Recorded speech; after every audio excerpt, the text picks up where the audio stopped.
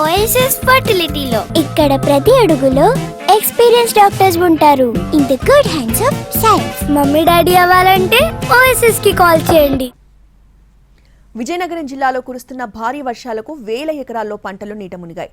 బొబ్బిలి మండలం అలజంగి గ్రామంలో ధాన్యం మొలకెత్తింది. దీంతో రైతులు తీవ్రంగా నష్టపోయారు. కోసిన వరి పనలను పొలాల్లోనే ఉంచారు రైతులు.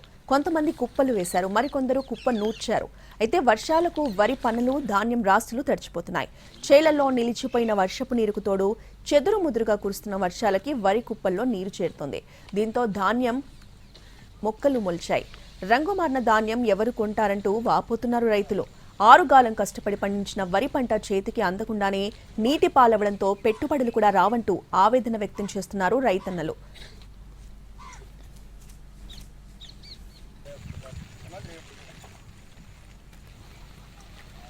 కొంతమంది రైతులు కోసిన వరి చేలల్లో మొక్కజొన్న వేశారు. వర్షపు నీటితో మొక్కజొన్న కూడా పూర్తిగా నీట మునిగిందని రైతులు కన్నీటి పర్యంతమవుతున్నారు.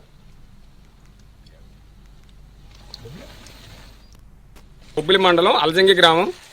గత వర్షాలకి మా 5 ఎకరాల వ్యవసాయం కూడా కింద నుంచి నీరు, మీద నుంచి నీరు, మొలకలు వచ్చేసి ఈ విధంగా పాడైపోయింది.